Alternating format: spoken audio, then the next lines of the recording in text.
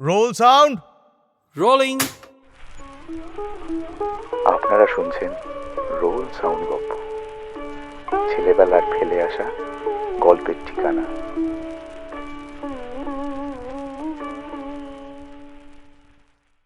Roll sound গপ্পর 1 বছর পূর্তি উপলক্ষে আমরা গর্ব ও ভালোবাসার সঙ্গে সূচনা করছি এক বিশেষ সাহিত্যভিত্তিক উদ্যোগের, রোল সাউন্ড ক্লাসিক্স। এই নতুন সেগমেন্টে আমরা শ্রোতাদের সামনে তুলে ধরব বিশ্ব সাহিত্যের শ্রেষ্ঠ নির্বাচিত গল্পসমূহের অনুবাদভিত্তিক অডিও রূপান্তর, যেসব লেখা সময়কে অতিক্রম করে মানুষের মন, নৈতিকতা, অপরাধবোধ, বিশ্বাস ও অস্তিত্বের গভীর প্রশ্নগুলিকে স্পর্শ করেছে। এই বিশেষ মুহূর্তকে আরও স্মরণীয় করে তুলতে রোল সাউন্ড ক্লাসিক্সের প্রথম পর্বে আমাদের সঙ্গে রয়েছেন প্রখ্যাত অভিনেতা ও ভয়েস আর্টিস্ট সুদীপ মুখোপাধ্যায়। তাঁর কণ্ঠের গভীরতা ও সংযত অভিনয় এই দার্শনিক সাহিত্যকর্মকে এক নতুন মাত্রা দিয়েছে, যেখানে প্রতিটি শব্দ ধীরে ধীরে শ্রোতার চেতনায় প্রতিধ্বনিত হতে থাকে। রোল সাউন্ড ক্লাসিক্সের প্রথম নিবেদন হিসেবে আমরা বেছে নিয়েছি এক উদ্ভট মানুষের স্বপ্ন।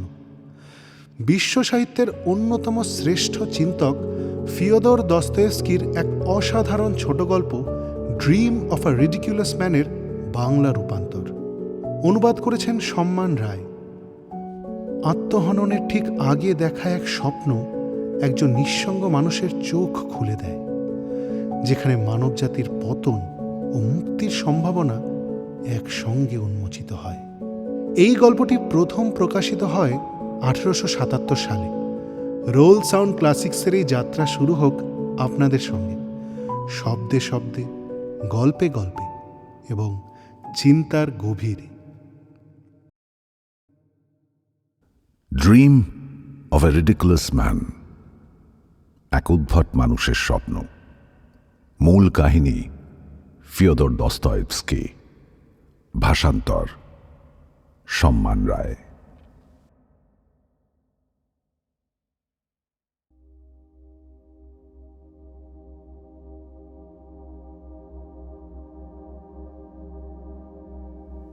আমি একজন উদ্ভট মানুষ। এখন লোকে আমাকে পাগল বলে। আমার কাছে অবশ্য এটা এক ধরনের পদোন্নতি। যদি তা না হতো তাহলে বুঝতে হবে তাদের চোখে আমি আগের মতোই উদ্ভট রয়ে গেছি। এখন আমি আর ওদের উপর রাগ করি না, বরং তারা আমার অনেক আপন হয়ে গেছে। এমনকি যখন তারা আমাকে নিয়ে হাসাহাসি করে, তখনও আমার মনে কোনো উষ্মা তৈরি হয় না, বরং তখনই যেন তারা আমার আরো প্রিয় হয়ে ওঠে। আমি তাদের সঙ্গে হাসতেও পারি তাদের প্রতি স্নেহ থেকে, কারণ তাদের জন্য আমার করুণা হয়, দুঃখ হয়, কারণ তারা সেই সত্য জানে না যা আমি জানি। আহ, কি যে কঠিন একমাত্র সত্য জ্ঞানী হয়ে বেঁচে থাকা, কিন্তু তারা সেটা কখনোই বুঝবে না। না, তারা কোনোদিনও বুঝবে না। আগে আমার নিজেকে উদ্ভট মনে হলে খুব কষ্ট হতো। শুধু যে মনে করতাম তা না, আমি জানতাম আমি আসলেই উদ্ভট। সম্ভবত আমি আমার জন্মের মুহূর্ত থেকেই এটা জানতাম। 7 বছর বয়স থেকেই বুঝতে পেরেছিলাম। তারপর স্কুলে ভর্তি হলাম, বিশ্ববিদ্যালয়ে পড়লাম। আর কি জানেন, যত বেশি শিখেছি, পড়েছি, তত বেশি উপলব্ধি করেছি যে আমি কতটা উদ্ভট। যেন আমার শিক্ষা জীবনের সমস্ত বিদ্যা কেবল এই সত্যটিকেই প্রমাণ করতে উদ্যত হয়েছিল যে আমি একজন হাস্যকর মানুষ। জীবনেও তাই ঘটেছে। প্রতি বছর আমার এই উপলব্ধি আরো দৃঢ় হয়েছে যে আমি প্রতিটি সম্পর্কের ক্ষেত্রেও একজন মূর্খ চরিত্র হিসেবেই ফুটিয়ে তুলছি নিজেকে। সবাই আমাকে নিয়ে হাসত, কিন্তু কেউ জানত না এমনকি কল্পনাও করতে পারেনি যে পৃথিবীতে এমন কোনো ব্যক্তি যদি থাকেন যিনি তাদের থেকেও ভালো জানেন আমি আসলেই কতটা উদ্ভট সে হলো আমি নিজে। আর যেটা ভেবে সবচেয়ে খারাপ লাগতো সেটা হলো ওরা জানতোই না যে এই সত্যটা আমি জানি। তবে সেজন্য আমি দায়ী। আমার অহংকার এতটাই প্রবল ছিল যে কাউকে কখনো কিছু বলার সাহস পেতাম না। বছরের পর বছর ধরে এই অহংকার আমার মধ্যে বেড়েছে। যদি কোনোদিন ভুলেও আমি কারো কাছে স্বীকার করে ফেলতাম যে আমি একজন উদ্ভট মানুষ, তাহলে আমি নিশ্চিত সেদিন সন্ধেতেই নিজেকে গুলি করে মেরে ফেলতাম। কিশোর বয়সে আমি ভয় পেতাম যে হয়তো সহপাঠীদের সামনে সব বলে ফেলব। কিন্তু বড় হওয়ার পর কেন জানি না আমি ধীরে ধীরে অনেক শান্ত হয়ে গেলাম। হয়তো এর পেছনে এক অসহনীয় যন্ত্রণা ছিল যা আমার মন জুড়ে বেড়ে উঠেছিল ক্রমে ক্রমে। একটা বিশ্বাস যে এই পৃথিবীতে আসলে কোনো কিছুই গুরুত্বপূর্ণ নয়, সবকিছুই অর্থহীন। বহুদিন ধরেই এই জিনিসটা অনুভব করছিলাম, কিন্তু পুরোপুরি উপলব্ধি করলাম ঠিক 1 বছর আগে, প্রায় হঠাৎ করেই আমি অনুভব করলাম পৃথিবী আদৌ আছে কি নেই তাতে কিছু যায় আসে না, যেন কখনো কিছু ছিলই না। আগে মনে হতো হয়তো এক সময় কিছু না কিছু ছিল, কিন্তু পরে মনে হলো না, কিছুই ছিল না। গোটা বিষয়টাই কেবল একটা ভ্রম। ধীরে ধীরে মনে হতে লাগলো ভবিষ্যতেও কিছু থাকবে না। সেই থেকে আমিও মানুষের উপর রাগ করা ছেড়ে দিলাম। তাদের যেন আর খেয়ালই করতাম না নিজের আশেপাশে। খুব ছোটখাটো বিষয়েও এটা প্রকাশ পেত অহরহ। আমি থেকেই পথঘাটে লোকদের সঙ্গে ধাক্কা খেতাম। তবে আমি হলপ করে বলতে পারি সেটা মনোযোগের অভাবে নয়, কারণ তখন আমি যে আর অন্য কিছু ভাবতাম এমনটাও তো না। ভাবার মতো কিছুই অবশিষ্ট ছিল না। মাঝে মাঝে ভাবতাম অন্তত নিজের সমস্যাগুলোর সমাধান যদি কোনোদিন করতে পারতাম। তবে আমার সমস্যাও ছিল অসংখ্য, অথচ কোনো সমস্যার সমাধান হয়নি।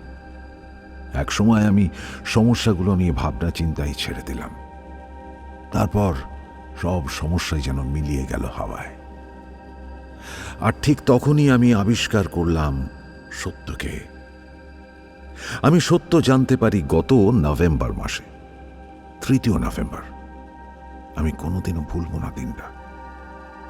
সেই সন্ধ্যা ছিল ভীষণ বিষণ্ণ, সম্ভবত সর্বকালের সবচেয়ে বিষণ্ণ সন্ধ্যাগুলির মধ্যে একটি। রাত প্রায় 11টা নাগাদ আমি বাড়ি ফিরছিলাম। ভাবছিলাম এর চেয়ে অন্ধকারময় সন্ধ্যা আর বোধহয় হয় না। সারাদিন ধরে কনকনে ঠান্ডা বিষাদময় একটা মেঘ ছেয়েছিল শহরের আকাশ জুড়ে, যেন মানুষের প্রতি ক্রোধপূর্ণ আক্রোশে বৃষ্টি পড়ে চলেছিল ক্রমাগত। রাত 10টা নাগাদ হঠাৎ থেমে গেল বৃষ্টি, কিন্তু তার বদলে নেমে এলো এক ধরনের অসহ্য স্যাঁতস্যাঁতে ঠান্ডা। রাস্তার প্রতিটি ইট থেকে যেন ধোঁয়া উঠছিল। আমার মনে হলো রাস্তার সব আলো নিভে গেলে বরং ভালো হতো। গ্যাস লাইটগুলো যেন কোনো কাজে লাগছিল না, একমাত্র আমার হৃদয়টাকেই ভারী করে তোলা ছাড়া। সেদিন আমি প্রায় কিছুই খাইনি। একজন ইঞ্জিনিয়ার বন্ধুর সঙ্গে সন্ধ্যা কাটিয়েছি, আরো 2 জন ছিল তার সঙ্গে। আমি চুপচাপই ছিলাম। মনে হয় ওরা খানিকটা বিরক্তই হচ্ছিল আমার উপস্থিতির জন্য। হঠাৎ কি একটা বিষয় নিয়ে আলোচনা করতে গিয়ে যেন ওরা খুব উত্তেজিত হয়ে উঠল। সত্যি সত্যি যে ওরা সেই বিষয়টা নিয়ে খুব উৎসাহী ছিল এমন নয়, কেবল ভান করছিল কথা চালিয়ে যাওয়ার জন্য। আমার কি হলো কে জানে। আমি হঠাৎ বলে ফেললাম, বন্ধুরা, তোমরা বেফালতুই এত উত্তেজিত হচ্ছ। বাস্তব কথাটা হলো গিয়ে তোমাদের আসলে কিছুই যায় আসে না। হ্যাঁ, কিছুতেই কিছু যায় আসে না তোমাদের, বুঝলে? ওরা রাগ করল না, বরং হেসে উঠল। কারণ আমি কোনো বিরক্তি নিয়ে কথাটা বলিনি, বরং আমারও যেন কিচ্ছু এসে যায় না এমন একটা ভাব নিয়েই বলেছিলাম। সেটা বুঝেই যেন ওরা মজা পেয়েছিল। আবারও ওদের মনে পড়েছিল আমি কতটা উদ্ভট। রাস্তার আলো নিয়ে ভাবতে ভাবতে আমি আকাশের দিকে তাকালাম। আকাশ ছিল ঘোর অন্ধকার। মাঝে মাঝে ছেঁড়া মেঘের ফাঁকে গভীর কালো শূন্যতা দেখা যাচ্ছিল। হঠাৎ একটা তারা নজরে পড়ল। অনেকক্ষণ তাকিয়ে রইলাম, কারণ সেই তারাটি আমার মনে একটি চিত্তাকর্ষক চিন্তা আনল। আমি সিদ্ধান্ত নিলাম আজ রাতেই নিজেকে হত্যা করব। এই বাসনাটি আমি আসলে গত 2 মাস ধরেই পোষণ করছিলাম মনের মধ্যে। টাকা পয়সার অভাব থাকা সত্ত্বেও একটা চমৎকার রিভলভার কিনেছিলাম, গুলিও ভরে রেখেছিলাম। কিন্তু 2 মাস কেটে গেল, সেটা এখনো আমার ড্রয়ারেই পড়ে আছে।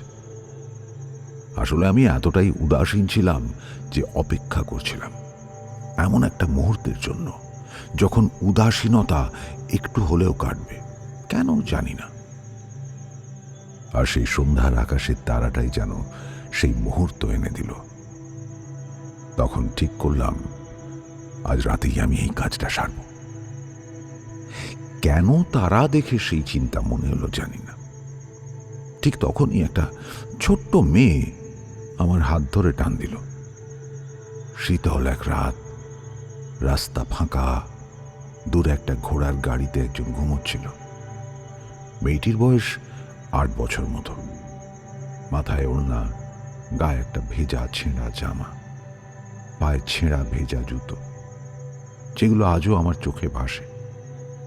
সে আমার হাত ধরে টেনে কিছু একটা বলার চেষ্টা করছিল, কিন্তু কাঁপতে কাঁপতে কি যে বলছিল তা স্পষ্ট হচ্ছিল না। এটুকু বুঝলাম সে কিছু একটা নিয়ে আতঙ্কে ছিল। বারবার বলছিল, মা মা। আমি তার দিকে ফিরে তাকালাম, তারপর কিছু না বলে এগিয়ে চললাম। কিন্তু সে আমার পাশে পাশে দৌড়ে এসে আবার আমার হাত ধরে টানতে লাগলো। তার গলায় যে সুর ছিল সেটা আমি চিনি, ভীত শিশুর নিরাশা সুর। বুঝতে পারলাম তার মা হয়তো মারা যাচ্ছেন, কিংবা তার সাথে খারাপ কিছু ঘটেছে, আর তার জন্য সাহায্য চেয়ে মেয়েটি বাইরে বেরিয়েছে। আমি তার সঙ্গে যাইনি, বরং মনে মনে তাকে তাড়াতেই চাইছিলাম। বললাম, পুলিশ ডেকে আনো। কিন্তু সে কাঁদতে কাঁদতে আমার পাশে দৌড়ে চলল, আমার হাত ছাড়ল না। আমি রাস্তায় জুতো ঠুকে চিৎকার করে উঠলাম। সে কাঁদতে কাঁদতে স্যার স্যার বলল। তারপর হঠাৎ আমাকে ছেড়ে রাস্তা পার হয়ে দৌড়ে চলে গেল। মনে হলো আরেক পথচারীকে দেখতে পেয়েছে বোধহয় সেদিকেই ছুটে গেল।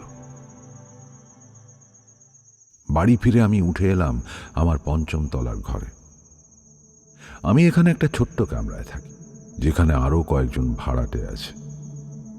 আমার ঘরে অর্ধবৃত্তাকার জানলা, পুরনো আমেরিকান চামড়ায় মোড়া সোফা, একটা টেবিল, কয়েকটা মামুলি চেয়ার আর একটা প্রাচীন আরামদায়ক আরামকেদারা। মোমবাতি জ্বালিয়ে বসে পড়লাম। পাশের ঘরে গত 3 দিন ধরে এক ধরনের উন্মাদনা চলছে। এক অবসরপ্রাপ্ত ক্যাপ্টেন সেখানে থাকে, তার সঙ্গে আরও কিছু সন্দেহজনক লোকেরা সন্ধেবেলায় এসে তাস খেলে আর ভদকা খায়। আগের রাতেই এক প্রস্থ মারামারি হয়ে গেছে। দুজন নাকি একে অপরের চুল ধরে টানাটানি করেছে অনেকক্ষণ। বাড়িওয়ালি থানায় অভিযোগ করতে চেয়েছিল, কিন্তু ক্যাপ্টেনকে সে ভয় পায়। আরেকজন ভাড়াটে হলো এক রোগা মহিলা, যে এসেছে 3টি ছোট অসুস্থ সন্তান নিয়ে। তারা সবাই ক্যাপ্টেনের ভয়ে কাঁপে। একবার তো ভয়ে ছোট ছেলেটির খিঁচুনি উঠে গেছিল। এই বিভীষিকাময় ক্যাপ্টেন নাকি মাঝে মাঝে রাস্তাঘাটে ভিক্ষা করে। তাকে নাকি চাকরিতেও আর ফেরত নেওয়া হয় না।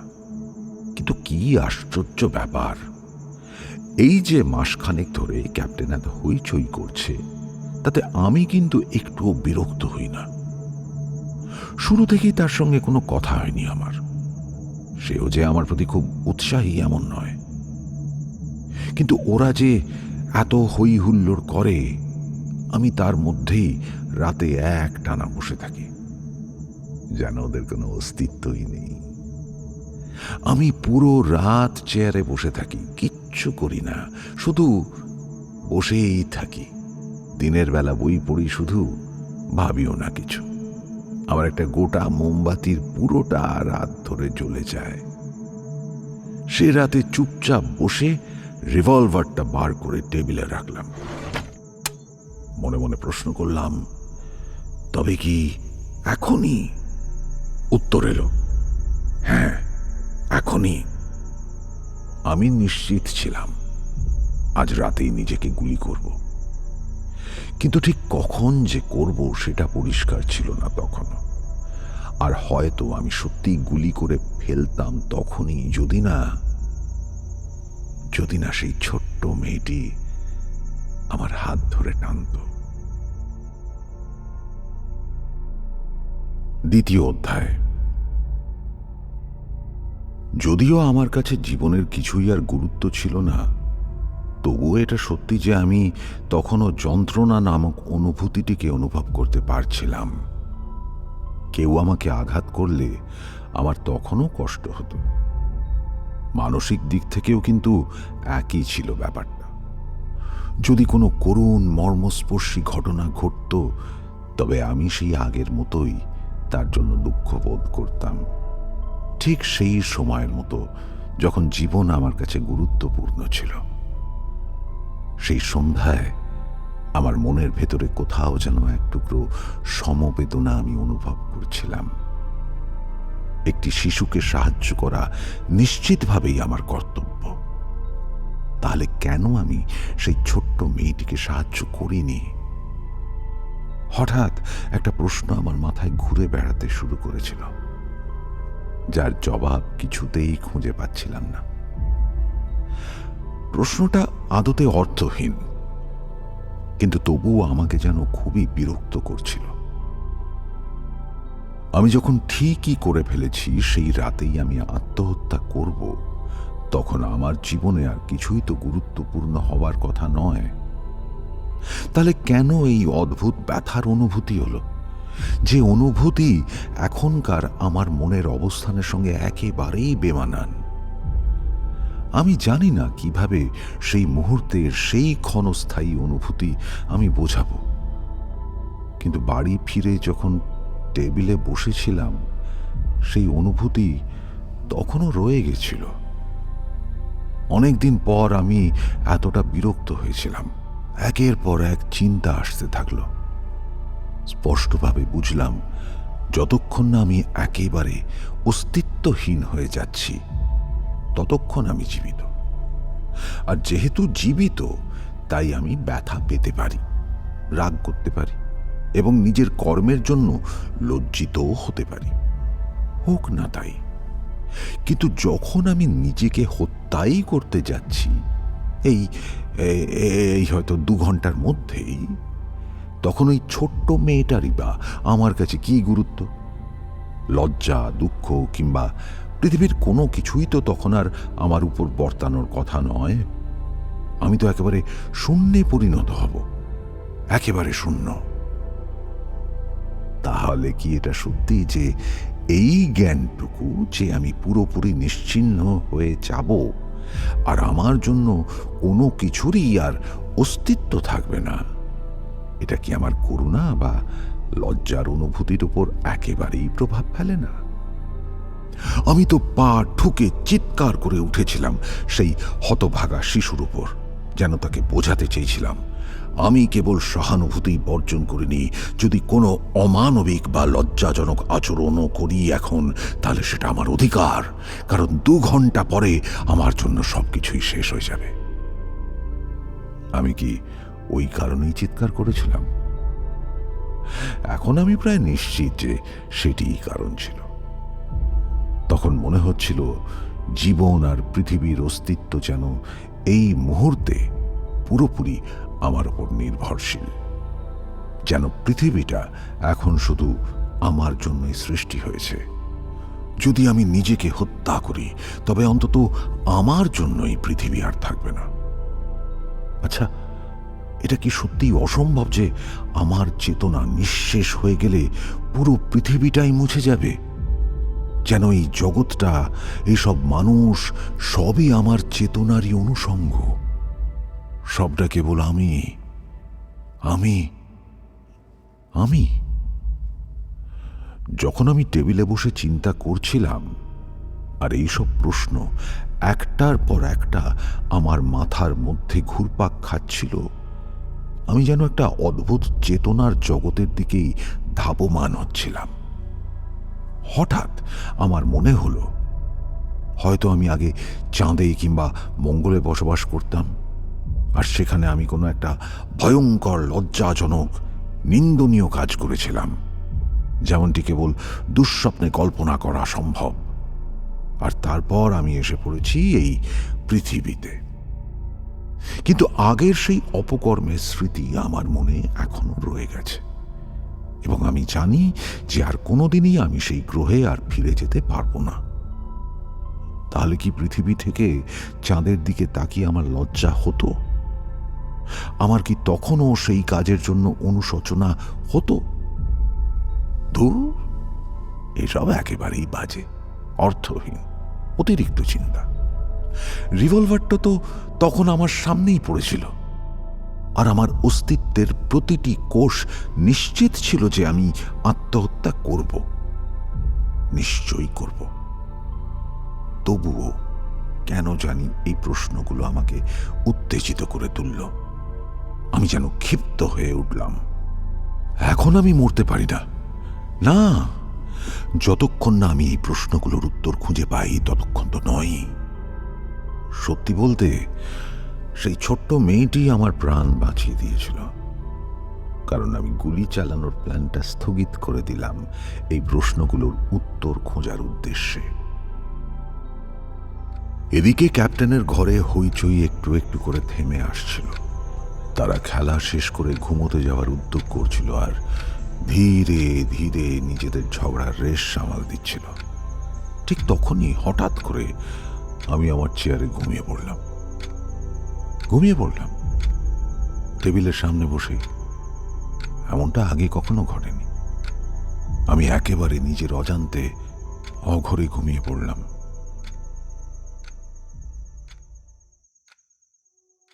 স্বপ্ন, আমরা সবাই জানি, বড়ই অদ্ভুত একটা জিনিস।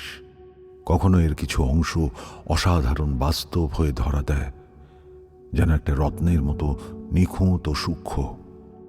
আবার কিছু অংশ যেন চেতনাকে অতিক্রম করে যায় এক লাফে, সময় স্থানের ঊর্ধ্বে উঠে। স্বপ্ন যুক্তির উপর নয়, বাসনার উপর চলে। তারা মস্তিষ্কের নয়, হৃদয়ের অনুবর্তী। তবু কখনো কখনো স্বপ্নে আমার যুক্তিবোধ কি অদ্ভুত খেলা খেলে বসে, কি অকল্পনীয় সব জিনিস ঘটে সেখানে।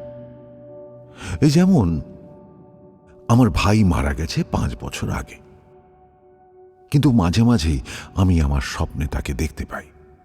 সে আমার জীবনের নানা ঘটনায় অংশ নিচ্ছে। আমরা অনেক গুরুত্বপূর্ণ ব্যাপার নিয়ে একসঙ্গে ভাবছি, অথচ গোটা স্বপ্নটা জুড়েই একবারের জন্যও কিন্তু আমি এই বিষয়টা ভুলিনি যে আমার ভাই মারা গেছে, তাকে কবর দেওয়া হয়েছে। কিন্তু আমি যেন আশ্চর্য হই না এই ভেবে যে মৃত হয়েও সে আমার পাশে আছে। আমার যুক্তিবোধ এটা কিভাবে মেনে নিচ্ছে? তবে এখন এইসব থাক, আমি আমার স্বপ্নের কথা বলতে চাই। হ্যাঁ, আমি একটা স্বপ্ন দেখেছিলাম, 3 নভেম্বরের রাতের সেই স্বপ্ন।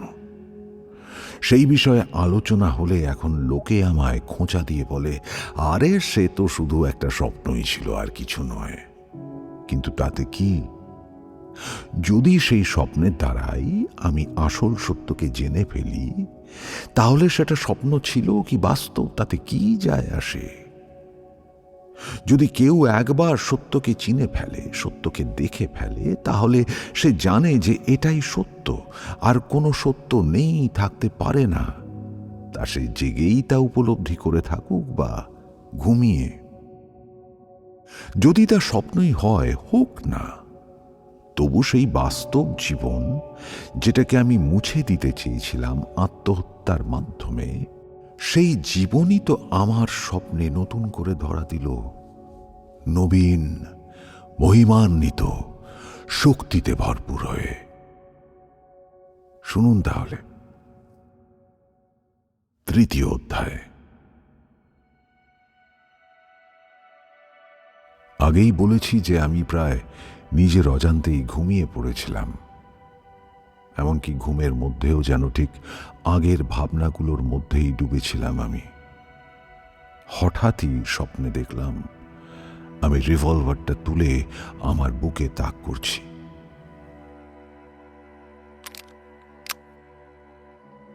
হ্যাঁ, আমার বুকে, মাথায় নয়। অথচ আমি আগেই স্থির করেছিলাম যে ডান কপালে গুলিটা করব। কিন্তু নিজের বুকের দিকে বন্দুক তাক করে আমি 1-2 সেকেন্ড অপেক্ষা করছিলাম ট্রিগার টানার আগে, আর তখনই হঠাৎ দেখি আমার মোমবাতি, টেবিল আর সামনের দেয়াল দুলে উঠছে, কাঁপছে। আমি দ্রুত ট্রিগার টেনে নিলাম।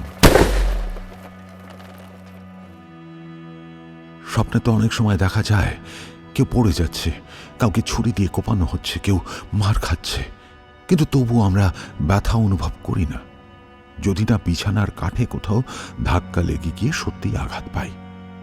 তখন ব্যথা লাগে, আর প্রায়শই সেই ব্যথা আমাদের জাগিয়ে তোলে। আমার স্বপ্নেও তাই হয়েছিল। আমি কোনো ব্যথা অনুভব করিনি, কিন্তু যেন গুলি চলার সঙ্গে সঙ্গে আমার ভেতরের সবকিছু কেঁপে উঠল, আর হঠাৎ চারপাশটা একেবারে অন্ধকার হয়ে গেল, সবকিছু ঝাপসা হয়ে এলো।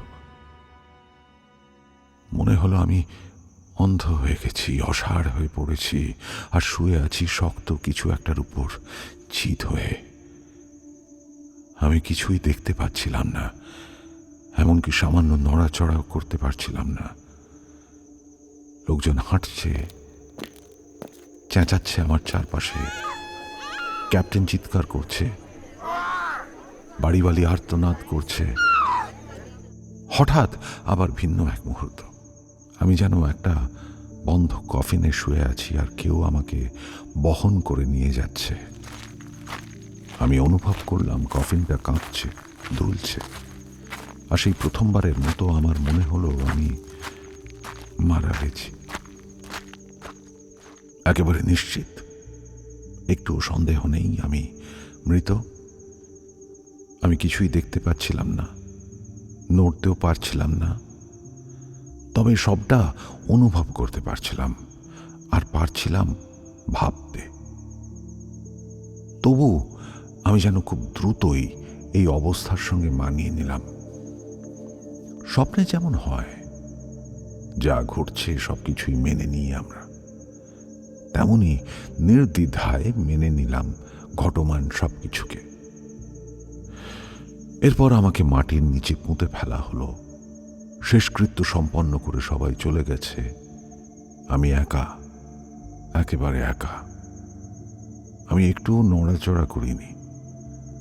আগেও যখন কল্পনায় কবরের কথা ভেবেছি, তখন শুধু একটা অনুভূতির কথাই মনে হতো, স্যাঁতস্যাঁতে আর ঠান্ডা এক অনুভূতি। এখন আমি সত্যিই সেটা অনুভব করছিলাম, খুব ঠান্ডা, বিশেষ করে পায়ের আঙুলের ডগাগুলো। কিন্তু আর তেমন কিছু মনে হচ্ছিল না। আমি চুপচাপ শুয়েছিলাম। আশ্চর্যের ব্যাপার, কোনো কিছুই যেন প্রত্যাশা করছিলাম না। মনে মনে যেন মেনে নিয়েছিলাম মৃত মানুষের তো কিছুই প্রত্যাশা করার থাকে না, কিন্তু সেই স্যাঁতস্যাঁতে ভাবটা ছিল, জানি না কতক্ষণ কেটে গেল, 1 ঘন্টা না অনেক ঘন্টা, কয়েকদিন না বহুদিন। হঠাৎ 1 ফোঁটা জল পড়ল আমার বাঁ চোখের পাতার উপর, কফিনের ঢাকনা ভেদ করে।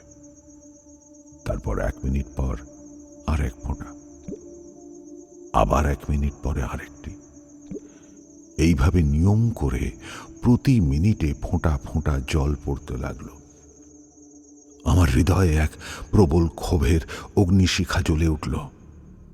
আমি প্রথমবারের মতো এক ধরনের শারীরিক যন্ত্রণা অনুভব করলাম। ওটাই আমার ক্ষতের জায়গা ভাবলাম আমি।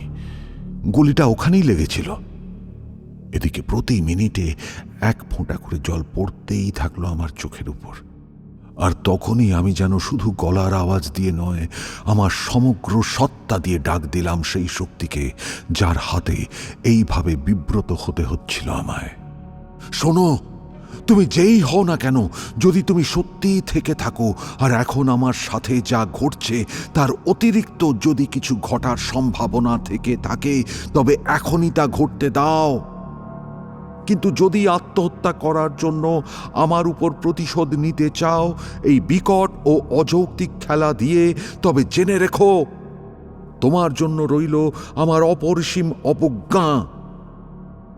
মনে রেখো, কোনো শাস্তি কখনো এই অব্যক্ত অবজ্ঞার চেয়ে বড় হবে না তোমার জন্য। এ আমি অনন্তকাল ধরে অনুভব করে যাব, নীরবে, মনের গভীরে, তাতে তোমার যতই যন্ত্রণা হোক না কেন। এই বলে আমি চুপ করে গেলাম। 1 মিনিট সম্পূর্ণ নীরবতা, তারপর আবার 1 ফোঁটা জল। কিন্তু আমি তখন জানতাম, গভীর ও অবিচল আত্মবিশ্বাসে জানতাম, সবকিছু বদলে যাবে এখনই। আর কি আশ্চর্য, হঠাৎ করেই আমার কবরটা ফেটে গেল। আমি জানি না সেটা খোঁড়া হলো না খুলে গেল নিজে থেকে, কিন্তু এক অজানা অন্ধকার কোনো অস্তিত্ব যেন আমায় তুলে নিল। আর আমরা প্রবল বেগে ভেসে চললাম আকাশের বুকে। আমি আবার আমার দৃষ্টিশক্তি ফিরে পেলাম। গভীর রাত, এত গভীর অন্ধকার আমি কখনো দেখিনি। আমরা পৃথিবী থেকে অনেক দূরে মহাশূন্যে উড়ে চলেছি। আমি আমার সহযাত্রী সেই অস্তিত্বটিকে কিছুই জিজ্ঞেস করিনি। আমি অপেক্ষা করছিলাম, নিজেকে বোঝাচ্ছিলাম যে আমি ভীত নই, এবং এই ভেবেই আমি উত্তেজনা ও গর্ববোধ করছিলাম যে এই অবস্থাতেও আমি সত্যিই ভয় পাচ্ছি না। আমরা কতক্ষণ উড়লাম জানি না, অনুমানও করতে পারছি না। স্বপ্নে যেমন হয়, সময়, স্থান, বাস্তবতা সব পেরিয়ে শুধু হৃদয়ের কাঙ্ক্ষিত মুহূর্তগুলোই থেমে থেমে যাত্রা চলে। হঠাৎ আমি অন্ধকারের মাঝে একটি তারা দেখতে পেলাম। আমি যেন অবচেতনভাবেই জিজ্ঞেস করে ফেললাম, ওটা কি সিরিয়াস? না, ওটাই সেই তারা যা তুমি মেঘের ফাঁকে দেখেছিলে বাড়ি ফেরার পথে। উত্তর দিল সেই অস্তিত্ব যে আমাকে বহন করে নিয়ে চলেছিল। তার মুখ যেন মানুষের মতোই। আশ্চর্যের বিষয়, আমি সেই অস্তিত্বটিকে একদমই পছন্দ করতে পারছিলাম না, বরং তার প্রতি প্রবল এক বিতৃষ্ণা জন্ম নিচ্ছিল মনে মনে। আমি তো চেয়েছিলাম একেবারে অস্তিত্বহীনতা। এই জন্যই তো নিজেকে গুলি করেছিলাম। অথচ এখন দেখি আমি এক জীবন্ত অথচ অমানবিক কোনো সত্তার হাতে ধরা পড়েছি। সে বেঁচে আছে, অস্তিত্বশীল। তাহলে কি মৃত্যুর পরেও জীবন আছে, ভাবলাম আমি। কিন্তু আমার হৃদয়ের গভীরতম স্তরে আমার অবস্থান অপরিবর্তিত রয়ে গেল। যদি আবার অস্তিত্বে ফিরে আসতেই হয়, আর যদি কোনো অনিবার্য শক্তির অধীনে আবার বেঁচে থাকতে হয়, তবে আমি আত্মসমর্পণ করব না, অপমানও সহ্য করব না। তুমি জানো আমি তোমাকে ভয় পাই, আর তুমি ঠিক এই জন্যই আমাকে ঘৃণা করো। হঠাৎ বললাম আমি আমার সহযাত্রীকে। নিজের অপমানিত কণ্ঠস্বর ঠেকাতে না পেরে বললাম বটে, কিন্তু সেই কথা আমারই হৃদয়কে কাঁটার মতো বিঁধে দিল। সে কোনো উত্তর দিল না। আমি অনুভব করলাম সে আমাকে ঘৃণাও করছে না, অবজ্ঞাও করছে না, বরং উপহাস করছে। আর সেই উপহাসের মধ্যে কোনো দয়া নেই। আমাদের এই যাত্রার উদ্দেশ্য ছিল রহস্যময়, কিন্তু একান্তই আমার জন্য নির্ধারিত। আমরা অচেনা অন্ধকার মহাকাশে উড়ে চলেছিলাম। পরিচিত তারামণ্ডলগুলো আমার চোখ থেকে বহু আগেই হারিয়ে গিয়েছিল। আমি জানতাম বহু নক্ষত্র আছে যাদের আলো পৃথিবীতে পৌঁছাতে হাজার হাজার এমনকি লক্ষ বছর লাগে। হয়তো আমরা সেসব অঞ্চলেই উড়ে যাচ্ছি। আমি এক ভয়াবহ উত্তেজনায় অপেক্ষা করছিলাম কি হতে চলেছে এরপর। আর হঠাৎ আমি এক পরিচিত আবেগে কেঁপে উঠলাম। হঠাৎ আমি সূর্যকে দেখতে পেলাম। আমি জানতাম এটা আমাদের পৃথিবীর সূর্য নয়, আমরা তো অসীম দূরত্বে চলে এসেছি। তবু আমার সত্তার গভীরতম স্তরে বুঝতে পারলাম এটা সেই সূর্যেরই প্রতিচ্ছবি, তারই এক যমজ। এক অপূর্ব আনন্দময় অনুভূতি ছড়িয়ে পড়ল আমার হৃদয়ে। যেমন অনুভূতি আলো জ্বালিয়ে তোলে প্রাণে, সেই আলোর আত্মীয় শক্তি যেন আমার হৃদয়ে দোলা দিল, এক প্রতিধ্বনি জাগিয়ে তুলল। আর আমি অনুভব করলাম আমি বেঁচে আছি, আমি বেঁচে আছি। সেই স্যাঁতস্যাঁতে কবরের অভিজ্ঞতার পর এই প্রথম সেই পুরনো জীবনের অনুভূতি ফিরে এলো। কিন্তু যদি ওটাই সূর্য হয়, আমাদের সূর্যের মতো, আমি চিৎকার করে উঠলাম, তাহলে পৃথিবী কোথায়? আমার সহযাত্রী তখন দূরে এক সবুজাভ আলো ঝলমলে তারা দেখিয়ে দিল। আমি লক্ষ্য করলাম যে আমরা সোজা সেদিকেই উড়ে যাচ্ছিলাম। কিন্তু মহাবিশ্বে কি এমন পুনরাবৃত্তি সম্ভব? এটাই কি প্রকৃতির নিয়ম? আর যদি ওটাই হয় আরেকটি পৃথিবী, তবে সেটা কি আমাদের পৃথিবীরই প্রতিরূপ হতে পারে? ঠিক সেই রকম, ততটাই গরিব, ততটাই দুঃখ ক্লিষ্ট, অথচ অসামান্য প্রিয় ও অমূল্য, যা তার অকৃতজ্ঞ সন্তানদের মধ্যে জাগিয়ে তোলে তেমনই এক তীব্র ভালোবাসা, যেমনটা আমরা অনুভব করি আমাদের পৃথিবীর জন্য। আমি ব্যাকুল হয়ে চিৎকার করলাম। সেই পুরনো পরিচিত পৃথিবীর জন্য এক অদমনীয় উচ্ছ্বাসময় ভালোবাসায় কেঁপে উঠল আমার সত্তা। তখনই সেই দরিদ্র ছোট্ট মেয়েটির মুখ মনে পড়ে গেল, যাকে আমি ঠেলে সরিয়ে দিয়েছিলাম। তুমি সবই দেখবে, জবাব দিল আমার সহযাত্রী। তার কণ্ঠে যেন এক বিষণ্ণতার সুর ছিল। আমরা খুব দ্রুত সেই গ্রহের দিকে এগোচ্ছিলাম। পৃথিবীর মতো সেই গ্রহটি আমার চোখের সামনে বড় হতে লাগলো।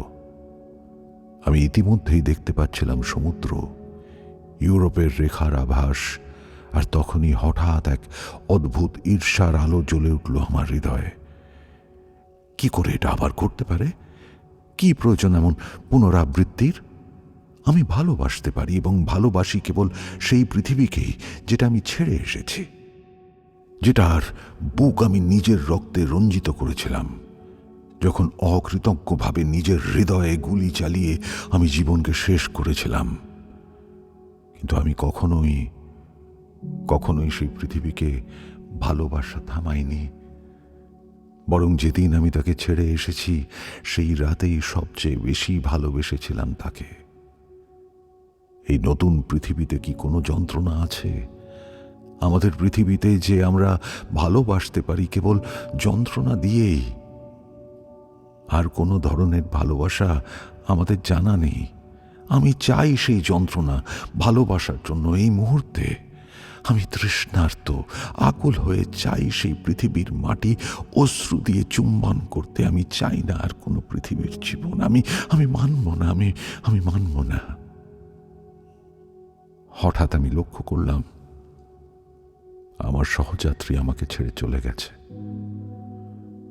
আমি হঠাৎ আবিষ্কার করলাম কিভাবে যেন আমি দাঁড়িয়ে আছি এই নতুন পৃথিবীতে, সোনালি রৌদ্রে উজ্জ্বল একদিনে, স্বর্গের মতো এক সুন্দর দৃশ্যপটে। আমার মনে হয়েছিল আমি হয়তো দাঁড়িয়ে আছি সুপ্রাচীন গ্রিক দ্বীপপুঞ্জের কোনো এক দ্বীপে, অথবা সেই দ্বীপমালার বিপরীত তীরে কোনো উপকূলে। সবকিছুই ঠিক আমাদের পৃথিবীর মতো, কিন্তু সবকিছুর মধ্যে যেন ছিল এক উৎসব মুখর দীপ্তি, এক মহৎ পবিত্র বিজয়ের রশ্মিতে ঝলমল করা উজ্জ্বল্য। সবুজ পান্নার মতো স্নেহশীল সমুদ্র শান্তভাবে তটরেখায় এসে আছড়ে পড়ছিল, যেন সচেতন ভালোবাসায় চুম্বন করছে সেই পার্কে। উঁচু মনোহর বৃক্ষেরা ছিল পূর্ণ বিকশিত ফুলে, এবং তাদের অসংখ্য পাতা যেন কোমল শব্দে আমাকে অভ্যর্থনা জানাচ্ছিল, প্রেমিকার মতো মৃদু শব্দে কথা বলছিল। ঘাসে ছিল উজ্জ্বল ও সুগন্ধি ফুলের ছড়াছড়ি। পাখিরা দলে দলে উড়ছিল আকাশে, তারা নির্ভয়ে এসে বসছিল আমার কাঁধে, আমার হাতে, এবং খুশি মনে তাদের ডানার আলতো স্পর্শে ছুঁয়ে যাচ্ছিল আমাকে। শেষমেশ আমি দেখতে পেলাম এই সুখী দেশের মানুষদের। তারা নিজেরাই আমার কাছে এগিয়ে এলো, ঘিরে ধরল আমাকে, চুম্বন করল। সূর্যের সন্তান, তারা সূর্যের সন্তান। ওহ, কি অপরূপ সৌন্দর্য! আমি আমার পৃথিবীতে এমন সৌন্দর্য কখনো দেখিনি। না, দেখেছি শুধু হয়তো আমাদের ছোট শিশুদের চোখে, তাদের শৈশবের শুরুতে। কেবল তার সাথেই হয়তো মেলে এই সৌন্দর্যের কোনো দুর্বল ক্ষীণ প্রতিচ্ছবি। এই সুখী মানুষের চোখ উজ্জ্বল ও স্বচ্ছ, তাদের মুখমণ্ডল যুক্তির দীপ্তিতে উদ্ভাসিত, এবং এমন এক প্রশান্তির পূর্ণতায় তারা জ্বলজ্বল করছিল, যা আসে কেবল সম্পূর্ণ সত্যের উপলব্ধি থেকে।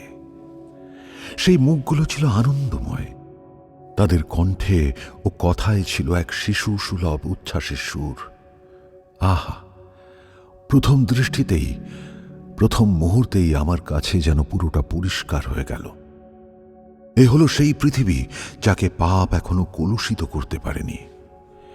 এখানে বাস করছে এমন মানুষ যারা কোনোদিন পাপ করেনি। তারা বাস করছে এমন এক স্বর্গে যেমনটার কথা আমরা শুনেছি সমস্ত মানব জাতির গল্প কথায়, যেমনটা আমাদের আদি পিতা মাতার জন্য কল্পনা করা হয়েছিল তাদের পাপ করার পূর্বে। তফাৎ ছিল একটি, এই পৃথিবীটাই ছিল সেই সময়ের স্বর্গ। এই মানুষরা আনন্দে হেসে আমাকে ঘিরে ধরল, আমাকে আদর করল। তারা আমাকে নিজেদের বাড়িতে নিয়ে গেল, এবং প্রত্যেকেই যেন আমাকে শান্ত করতে ব্যগ্র হয়ে উঠল। না, তারা আমাকে কোনো প্রশ্ন করেনি, কিন্তু আমার মনে হলো তারা আমার সবটা জানত। তারা যেন চাইছিল যত দ্রুত সম্ভব আমার মুখ থেকে দুঃখের শেষ ছাপটুকু যেন মুছে যায়। চতুর্থ অধ্যায়।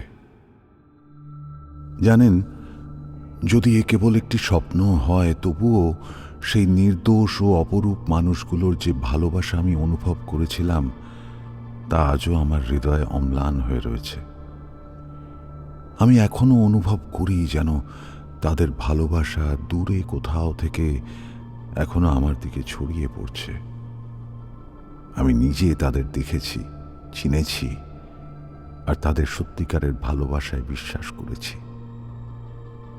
আমি তাদের সত্যিই ভালোবেসেছিলাম, তাই হয়তো পরে তাদের জন্য কষ্টও পেয়েছি।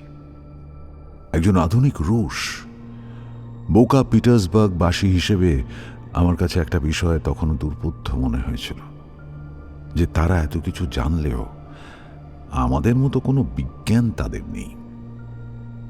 কিন্তু খুব শিগগিরই আমি উপলব্ধি করলাম তাদের জ্ঞান জন্মায় এক ভিন্ন রকমের অন্তর্দৃষ্টি থেকে, যা পৃথিবীর মানুষের সঙ্গে মেলে না, এবং তাদের আকাঙ্ক্ষাও আমাদের চেয়ে ভিন্ন।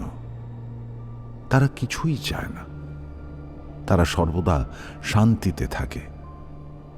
তারা সেইভাবে জীবনের জ্ঞান অর্জনে আগ্রহী নয় যেভাবে আমরা জীবনের অর্থ জানতে চাই, কারণ তাদের জীবন তো পরিপূর্ণ, আর তাদের জ্ঞান ছিল আমাদের তুলনায় অনেক উচ্চতর, অনেক গভীর। কারণ আমাদের বিজ্ঞান যেখানে জীবনের ব্যাখ্যা খোঁজে, ভালোবাসা শেখানোর আগে জীবনকে বোঝার চেষ্টা করে, সেখানে তারা কোনো বিজ্ঞান ছাড়াই জানত কিভাবে বাঁচতে হয়।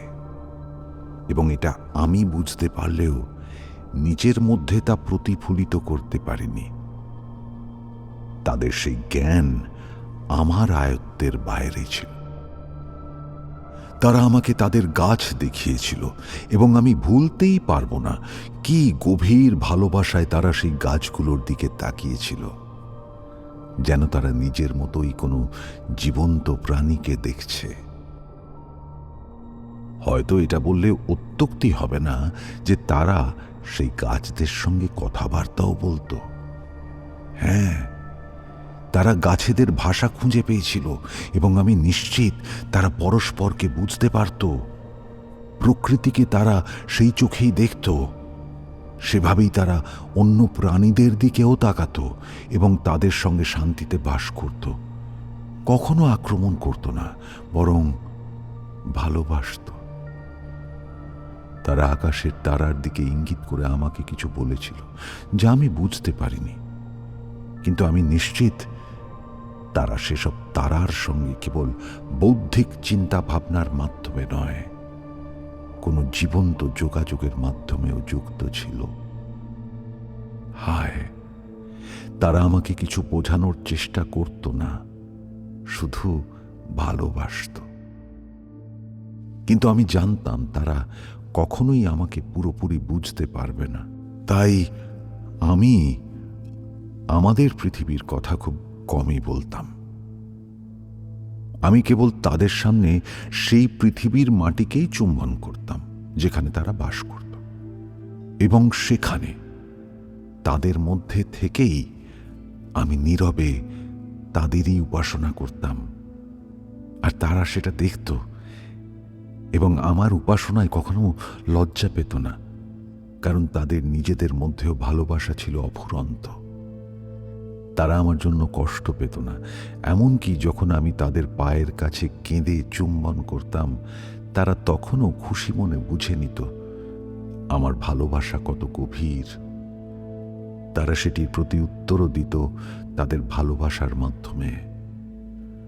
আমি মাঝে মাঝে বিস্ময়ে ভাবতাম কিভাবে এটা সম্ভব যে তারা কখনোই আমাকে আঘাত করে না, কোনো ঈর্ষা বা হীনমন্যতার অনুভূতি জাগায় না।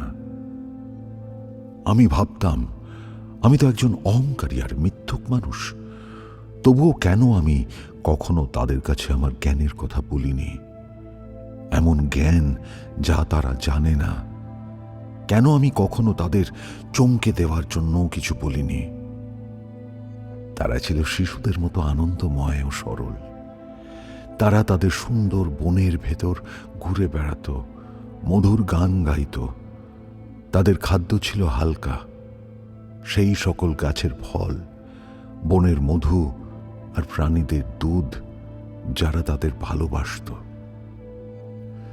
তাদের শ্রম ছিল অল্প, কেবল খাবার ও কাপড়ের জন্য।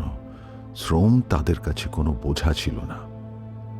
তারা ভালোবাসত এবং সন্তান জন্ম দিত, কিন্তু আমি কখনো তাদের মধ্যে সেই হিংস্র কামনার লক্ষণ দেখিনি, যা এই পৃথিবীর প্রায় প্রতিটি মানুষকে আচ্ছন্ন করে এবং মানব জাতির অধিকাংশ পাপের মূল কারণ হয়ে ওঠে। তারা সন্তানের আগমনকে স্বাগত জানাতো এক নতুন আত্মার আগমন হিসেবে, যে তাদের সাথে সুখ ভাগ করে নিতে এসেছে।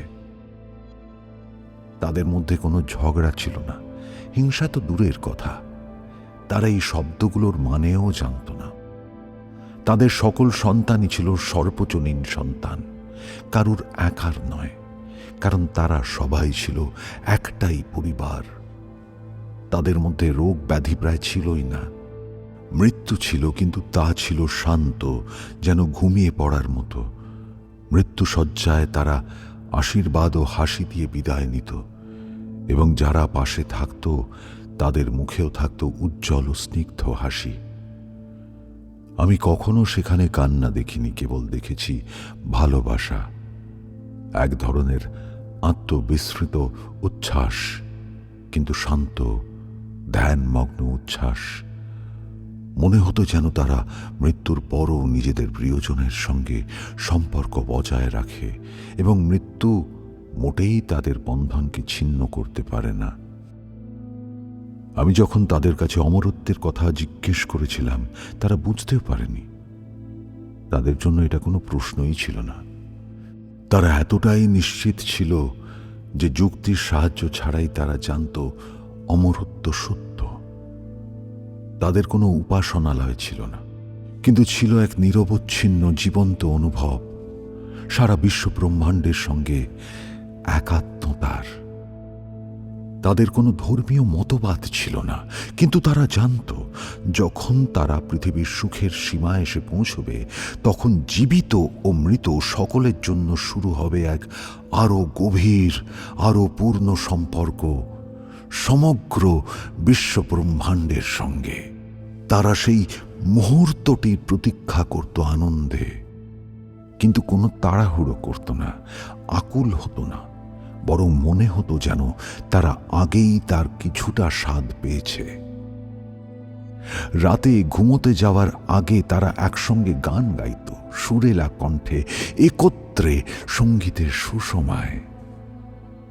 সেই গানে তারা দিনের শেষ বেলায় পাওয়া অনুভূতি প্রকাশ করত। প্রকৃতির, সাগরের, বনের প্রশংসা করত। তারা একে অপরকে নিয়েও গান বানাত, প্রশংসা করত শিশুর মতো।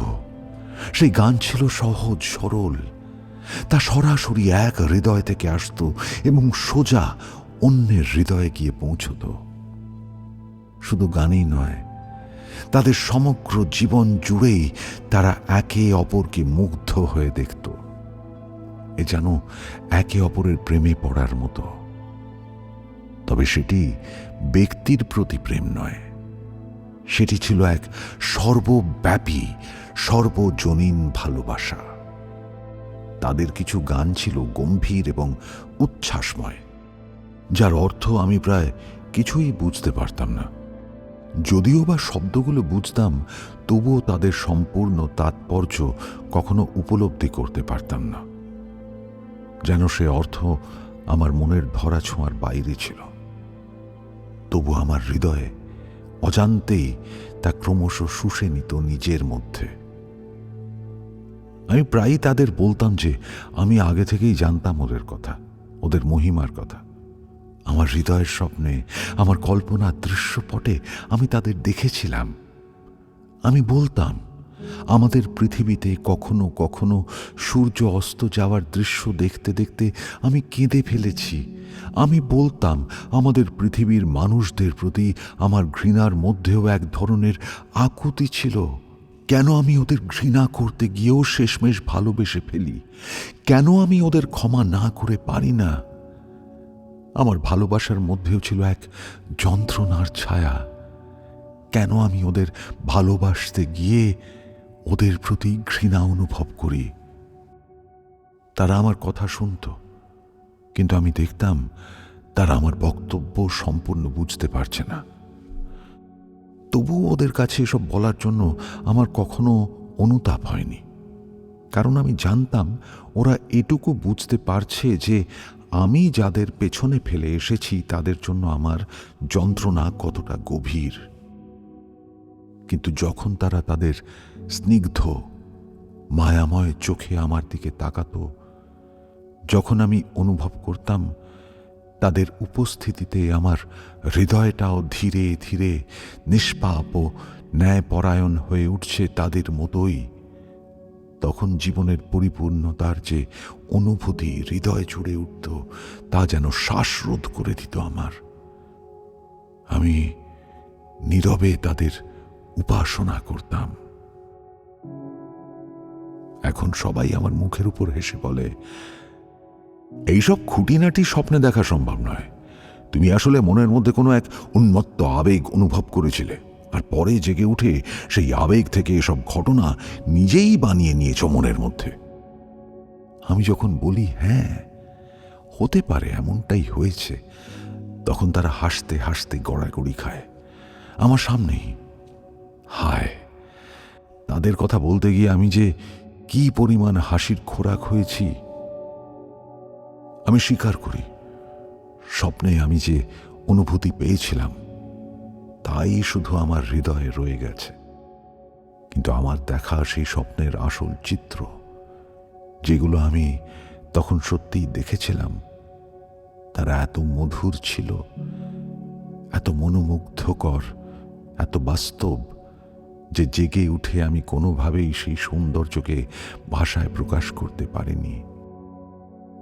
আমাদের অপারগ ভাষায় তা বলাও সম্ভব নয়, তাই ধীরে ধীরে তা ম্লান হয়ে গেছে আমার মনে। তাই হয়তো পরে আমি নিজেই কিছু বিবরণ তৈরি করে নিয়েছি মনের মধ্যে, এবং সেই চেষ্টা করতে গিয়েই হয়তো অনেক বিবরণ বিকৃতও করে ফেলেছি। কিন্তু সেসব করেছি শুধুমাত্র এই উদ্দেশ্যে, যাতে কিছুটা হলেও প্রকাশ করতে পারি আমার সেই অভিজ্ঞতা। তবুও কিভাবে আমি অবিশ্বাস করব যে যা দেখেছিলাম তা সত্যি ছিল? হয়তো যেটা আমি বলেছি তার চেয়েও 1000 গুণ বেশি উজ্জ্বল, বেশি সুখময়, বেশি আনন্দে পূর্ণ ছিল তা। ধরা যাক তা ছিল কেবল স্বপ্ন, তবু নিশ্চয়ই সেটা ছিল সত্য। জানেন, আমি একটা গোপন কথা বলি আপনাদের, ওটা আদৌ স্বপ্ন ছিল না। কারণ তারপর এমন একটা ঘটনা ঘটেছিল যা এতটাই ভয়ানক, এতটা নির্মমভাবে সত্য যে তা স্বপ্নে কল্পনা করা কখনোই সম্ভব নয়। আমার হৃদয় হয়তো শুরুতে সেই স্বপ্ন রচনা করেছিল, কিন্তু তারপর যা ঘটেছিল তা কি আমার হৃদয়ের পক্ষে সৃষ্টি করা সম্ভব? আমি একা কিভাবে এমন কিছু ভাবতে বা কল্পনা করতে পারি স্বপ্নে? আমার এই তুচ্ছ হৃদয়, এই চঞ্চল সীমাবদ্ধ মন কি এমন এক মহাসত্যের উদ্ভাবক হতে পারে? এবার আপনারাই বিচার করুন। এতদিন আমি এ কথা গোপন রেখেছিলাম, কিন্তু এবার সত্যটা বলবো। আসলে আমি ওদের সবাইকে কলুষিত করেছিলাম। শেষ অধ্যায়। হ্যাঁ, আমি নিজেই ওদের কলুষিত করে এই সব কিছু শেষ করেছিলাম। কিভাবে এমনটা হলো জানি না, কিন্তু আমার স্পষ্ট মনে আছে আমার সেই স্বপ্নের ভিতর যেন 1000 বছর কেটে গেছে, কিন্তু তার থেকে আমার মনে এই গোটা সময়কালের কেবল এক সামগ্রিক অনুভূতি রয়ে গেছে। আমি শুধু জানি ওদের পাপ ও পতনের কারণ আমি। যেমন কোনো শয়তান জীবাণু সারা রাজ্যে মহামারী ছড়িয়ে দেয়, তেমন করেই আমি সেই সুখী ও নিষ্পাপ পৃথিবীটিকে কলুষিত করে তুলেছিলাম। তারা মিথ্যে বলতে শিখল, মিথ্যে বলায় আনন্দ পেল, মিথ্যার একরকম মোহ আবিষ্কার করল। হয়তো সবটা শুরু হয়েছিল নিরীহ একটা ঠাট্টা দিয়ে, হয়তো খেলার ছলে, প্রেমালাপে, এমনকি একটি মাত্র কুচিন্তার বীজ থেকে। কিন্তু সেই বীজটাই তাদের হৃদয়ে প্রবেশ করে এক অজানা আনন্দ দিল। তারপর সেখান থেকেই জন্ম নিল কাম, কাম থেকে হিংসা, হিংসা থেকে নিষ্ঠুরতা। আমি জানি না, মনে নেই, কিন্তু খুব শিগগিরই ঘটে গেল প্রথম রক্তপাত। তারা বিস্মিত হল, ভীত হল এবং ভেঙে পড়ে দল উপদলে বিভক্ত হয়ে গেল। তারা গঠন করল সংঘ, কিন্তু তা ছিল একে অপরের বিরুদ্ধে। শুরু হলো দোষারোপ, অভিযোগের পালা। তারা লজ্জা নামক অনুভূতিটি আবিষ্কার করল, আর তারপর সেই লজ্জা থেকেই জন্ম নিল তথাকথিত পুণ্য। গড়ে উঠল সম্মানবোধ, আর প্রতিটি গোষ্ঠী নিজেদের সম্মানের স্বার্থে নিজ নিজ পতাকা ওড়াতে শুরু করল। তারা প্রাণীদের নির্যাতন করতে শুরু করল, ফলে প্রাণীরা বনভূমিতে পালিয়ে গেল এবং তাদের শত্রু হয়ে উঠল। মানুষ একে অপরের থেকে আলাদা হওয়ার, পৃথক থাকার, নিজস্বতা প্রতিষ্ঠার জন্য যুদ্ধ করতে লাগল। আমার আর তোমার নিয়ে শুরু হলো দ্বন্দ্ব। তারা বিভিন্ন ভাষায় কথা বলতে শুরু করল। তারা দুঃখ চিনল এবং দুঃখের মধ্যেই প্রেম খুঁজে পেল। তারা যন্ত্রণার পিপাসায় জর্জরিত হলো, বলল, আমার যন্ত্রণা চাই, যন্ত্রণার মধ্য দিয়েই সত্যে পৌঁছানো যায়। তারপর এলো বিজ্ঞান। মানুষ যতই নির্মম হলো, ততই সম্প্রীতি ও মানবতা নিয়ে কথা বলতে লাগলো। তারা এসব নতুন ধারণাকে বুঝতে শুরু করল।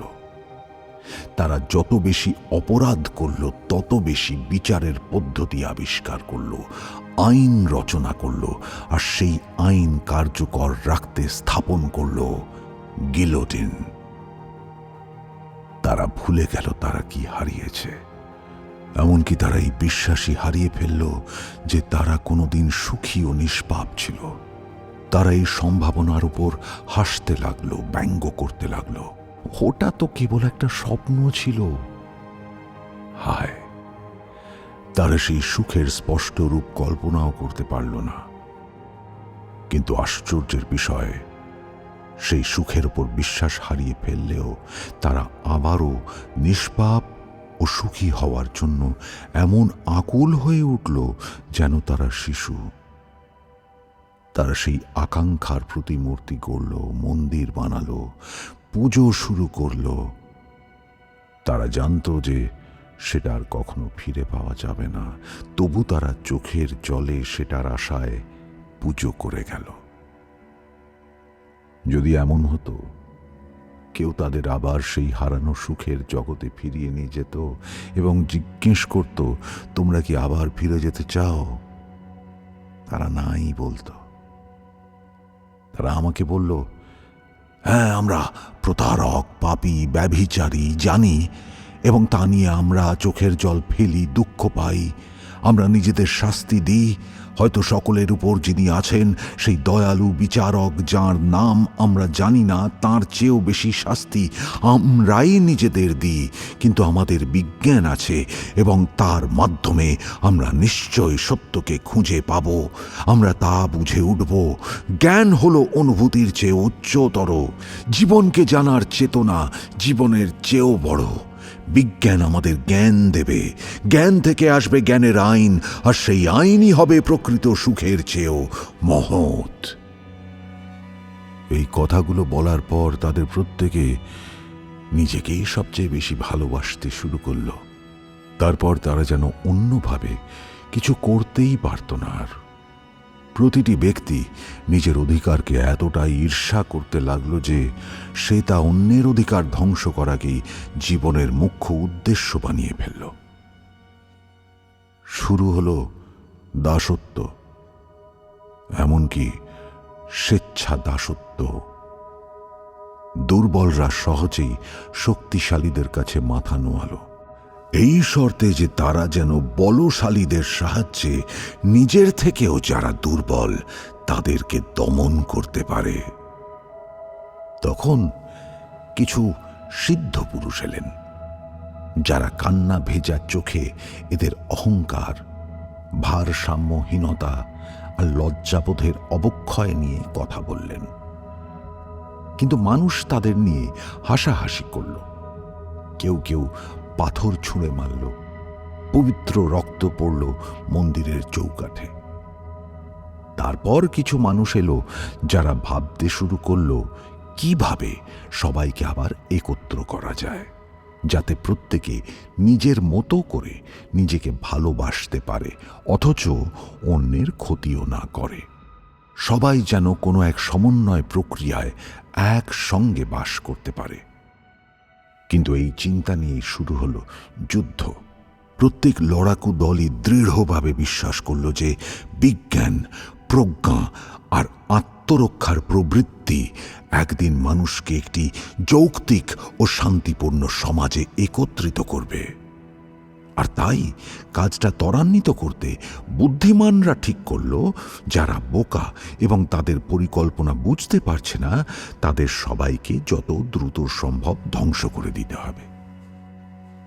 অচিরেই আত্মরক্ষার প্রবৃত্তিও দুর্বল হয়ে পড়ল। তখন এমন কিছু লোক জন্ম নিল যারা গর্বিত, কামপ্রবণ, যারা বিশ্বাস করে হয় সব চাই অথবা কিছুই না। সবকিছু পেতে তারা অপরাধে নেমে পড়ল, আর ব্যর্থ হলে আত্মহত্যায়। এরপর এমন ধর্ম জন্ম নিল যেখানে নীরবতা ও আত্মবিনাশের পূজা হয়, নিশ্চিত ধ্বংসের চিরশান্তির আশায়। শেষে এই লোকেরা ক্লান্ত হয়ে পড়ল তাদের অর্থহীন পরিশ্রমে। তাদের মুখে ফুটে উঠল যন্ত্রণা, আর তখন তারা ঘোষণা করল যন্ত্রণাই সৌন্দর্য, কারণ শুধুমাত্র যন্ত্রণার মধ্যেই নিহিত রয়েছে অর্থ। তারা যন্ত্রণার গান গেয়ে তাকে মহিমান্বিত করল। সেই সময় আমি তাদের মাঝে ঘুরে বেড়াতাম, হাত মুঠো করতাম, কাঁদতাম, তবুও ওদের আগের চেয়ে আরও বেশি ভালোবাসতাম। মাঝে মাঝে মনে পড়ে যেত সেই সময়গুলো যখন ওদের মুখে যন্ত্রণা ছিল না, যখন ওরা নিষ্পাপ ছিল, অপূর্ব সুন্দর ছিল। তবে যেই পৃথিবীটাকে তারা কলুষিত করে ফেলেছিল তার প্রতি আমার ভালোবাসা বাড়তে লাগলো। হয়তো শুধুমাত্র এই কারণে যে সেই পৃথিবীতে এখন দুঃখ এসে গিয়েছে। হায়, আমি তো সবসময় দুঃখ আর দুর্দশাকে ভালোবেসেছি, কিন্তু সেটা কেবল নিজের জন্য, শুধুই নিজের জন্য। অথচ ওদের জন্য আমি কেঁদেছিলাম, করুণা অনুভব করেছিলাম। আমি ওদের দিকে হাত বাড়িয়েছিলাম মরিয়া হয়ে, নিজেকে দোষ দিয়েছিলাম, অভিশাপ দিয়েছিলাম। আমি বলেছিলাম সবকিছুই আমার জন্য, আমিই দায়ী। আমি ওদের মধ্যে পাপ এনেছি, বিকৃতি এনেছি, মিথ্যে ছড়িয়ে দিয়েছি। আমি ওদের কাছে মিনতি করেছিলাম, আমাকে ক্রুশবিদ্ধ করো। আমি তাদের ক্রুশ বানাতে শিখিয়েছিলাম। আমি নিজেকে হত্যা করতে পারিনি, শক্তি ছিল না। কিন্তু আমি ওদের হাতে কষ্ট পেতে চেয়েছিলাম। আমি যন্ত্রণার জন্য আকুল হয়েছিলাম, চেয়েছিলাম আমার রক্তের শেষ বিন্দুটিও যেন ওরা বের করে নেয় আমার শরীর থেকে। কিন্তু ওরা আমাকে নিয়ে হাসতে লাগলো। শেষে ওরা ভাবতে শুরু করলো আমি পাগল। ওরা আমাকে বলল, তুমি কিন্তু বিপজ্জনক হয়ে উঠছ, এখনই চুপ করো, নাহলে তোমাকে পাগলাগারদে পাঠানো হবে। আর তখন এক ভয়াবহ শোক এসে চেপে বসলো আমার হৃদয়ে। আমার মনে হলো আমি আমি আমি মরে যাচ্ছি। আর তারপর আমি জেগে উঠলাম। তখনও ভোর হয়নি ঠিক, কিন্তু ঘড়িতে প্রায় 6টা বাজে। আমি জেগে উঠলাম সেই চেয়ারে যেখানে বসে রাতে ঘুমিয়ে পড়েছিলাম। মোমবাতি নিভে গেছে অনেক আগেই। ক্যাপ্টেনের ঘরে সবাই গভীর ঘুমে। চারদিকে এক অদ্ভুত নিস্তব্ধতা, এই বাড়িতে যা খুব কমই দেখা যায়। আমি চমকে উঠে দাঁড়িয়ে পড়লাম। এমন কিছু তো আমার জীবনে কখনো হয়নি। আমি তো কখনো এইভাবে চেয়ারে বসে ঘুমিয়ে পড়িনি। উঠে দাঁড়িয়ে ধীরে ধীরে যখন আমি একটু ধাতস্থ হয়ে উঠছি, তখন হঠাৎ চোখে পড়ল রিভলভারটা পড়ে আছে, গুলি ভরা, তৈরি। আমি সঙ্গে সঙ্গে সেটা সরিয়ে দিলাম। এখন তো আমি জীবনকে চাই, জীবনকে। আমি দুহাত তুলে অনন্ত সত্যের দিকে তাকালাম। কোনো শব্দ এলো না মুখে, তবে চোখে জল এলো। আমার আত্মা যেন প্লাবিত হলো এক অপার আনন্দে, এক সীমাহীন উচ্ছ্বাসে। হ্যাঁ, জীবন, এই জীবনই আমি চাই, আর চাই সেই জীবনের সুসংবাদ প্রচার করতে। আমি ঠিক করলাম, সেই মুহূর্তেই ঠিক করলাম, সেই সুসংবাদ প্রচার করব আমি নিরলসভাবে, আজীবন শুধু এটাই করে যাব। আমি যাব সেই বার্তা ছড়াতে, আমি চাই সেই বার্তা পৌঁছে দিতে। কি বার্তা? সত্যের বার্তা।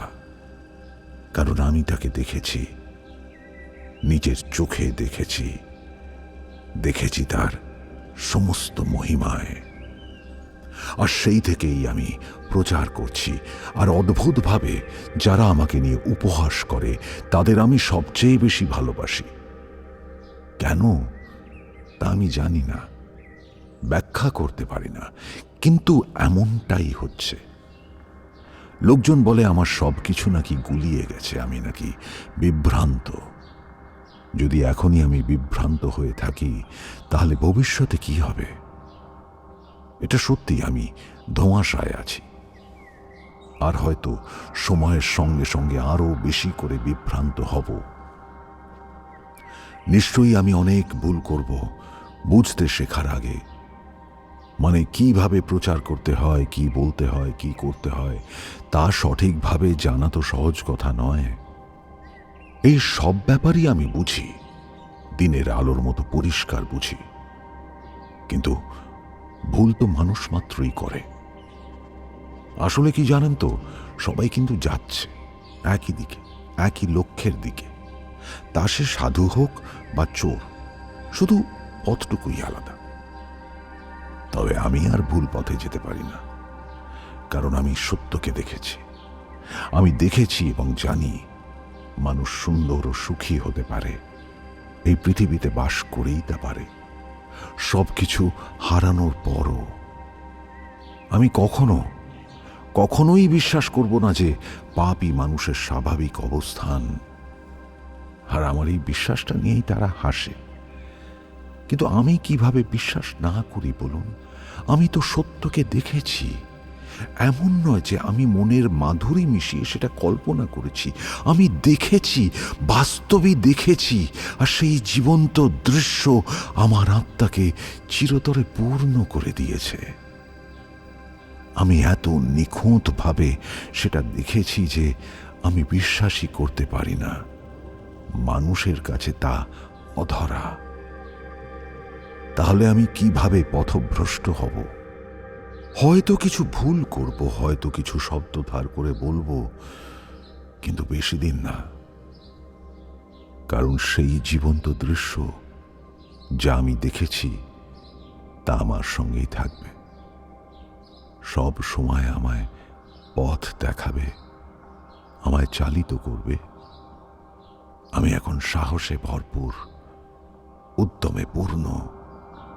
আমি এগিয়ে যাব, যদি 1000 বছরও লাগে তবুও এগিয়ে যাব। জানেন, শুরুতে আমি ভেবেছিলাম আমি যেভাবে ওদের কলুষিত করেছিলাম সেটা গোপন রাখব, কিন্তু ওটাই ছিল আমার প্রথম ভুল। সত্য আমার কানে ফিসফিসিয়ে বলল, তুমি মিথ্যে বলছো। আর সেই সত্যই আমায় রক্ষা করল, শোধরালো, সঠিক পথ দেখালো। স্বর্গ কিভাবে গঠন করা যায় তা আমি জানি না, কারণ আমি তা ভাষায় প্রকাশ করতে পারবো না। সেই স্বপ্নের পরে আমি ভাষার উপর নিয়ন্ত্রণ হারিয়ে ফেলেছি। তবুও সমস্যা নেই, আমি যাব, আমি বলে যাব, থামব না। কারণ আমি তো তা দেখেছি, আমার চোখে দেখেছি। যারা বিদ্রূপ করে তারা তা বোঝে না। তারা বলে এটা স্বপ্ন, প্রলাপ, বিভ্রম, যেন এতে বিশাল কিছু প্রমাণ হয়। তারা তাদের অহংকারে এতটাই অন্ধ। স্বপ্ন, স্বপ্ন আসলে কি? আর আমাদের জীবনই বা আসলে কি? একটা স্বপ্ন নয়? ধরে নেওয়া যাক, হয়তো সেই স্বর্গ কখনো বাস্তবে আসবে না, তবুও আমি সেই বার্তা প্রচার করে যাব। কারণ ব্যাপারটা এতটাই সহজ। একদিনেই, 1 ঘন্টাতে সবকিছু বদলে দেওয়া সম্ভব। গুরুত্বপূর্ণ ব্যাপারটা হলো নিজের মতো করে অন্যকে ভালোবাসা। এটাই মুখ্য, এটাই সবকিছু। আর কোনো কিছু দরকার নেই। এটা তো সেই পুরনো সত্য যা 100 কোটি বার বলা হয়েছে, কিন্তু এখনো তা আমাদের জীবনের অঙ্গ হয়ে ওঠেনি। জীবনের চেতনা, জীবনের চেয়ে বড়, সুখের নীতির জ্ঞান সুখের চেয়ে বড়। এই চিন্তার বিরুদ্ধেই তো লড়তে হবে। আর আমি লড়ব। আমি সেই ছোট্ট মেয়েটিকে খুঁজে বের করেছি। আমি চলতেই থাকব, চলতেই থাকব।